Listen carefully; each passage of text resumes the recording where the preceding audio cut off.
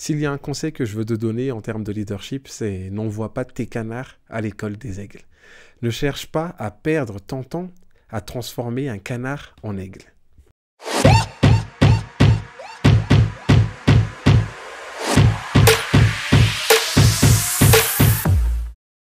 Si tu envoies un canard à l'école des aigles, ça ne marchera pas du tout. Tu risques juste de contrarier le canard.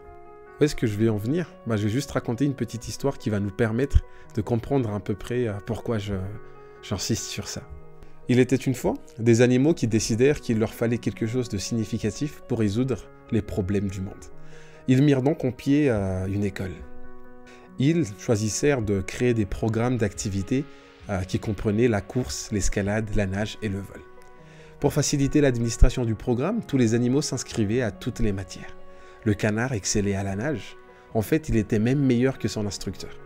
Il obtient toutefois une note passable en vol et il était minable à la course. Il était si lent qu'il fut contraint d'abandonner la natation et de demeurer sur place après l'école pour s'exercer à la course. Par conséquent, ses pieds palmés en souffraient tellement qu'il n'eut plus qu'une note moyenne en natation. Mais moyenne, c'était tout de même acceptable. Personne ne s'inquiétait trop, sauf le canard. Le lièvre a tout de suite pris la tête de la classe en course. Mais il n'a pas tardé à éprouver des contractions musculaires dans une patte à cause de tous les rattrapages qu'il devait s'imposer en natation. L'écureuil était tellement excellent en escalade, mais il se trouvait constamment frustré au cours de vol, car son professeur le faisait partir du sol, plutôt que du sommet de l'arbre vers le bas. Il éprouva des crampes musculaires pour cause de surmenage. Par conséquent, il n'obtient qu'un C en escalade et un D à la course. L'aigle s'est révélé être un enfant à problème et fut sévèrement réprimandé pour cause de non-conformisme.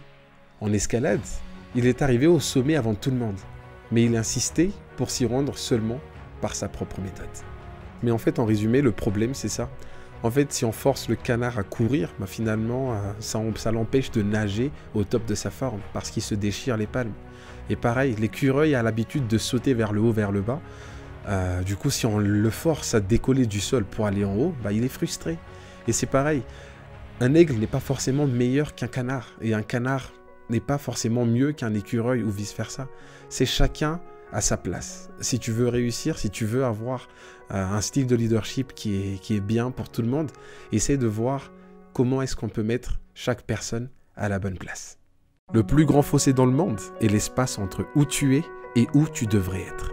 Si tu veux réduire cet espace, contacte-nous. On est là pour t'aider.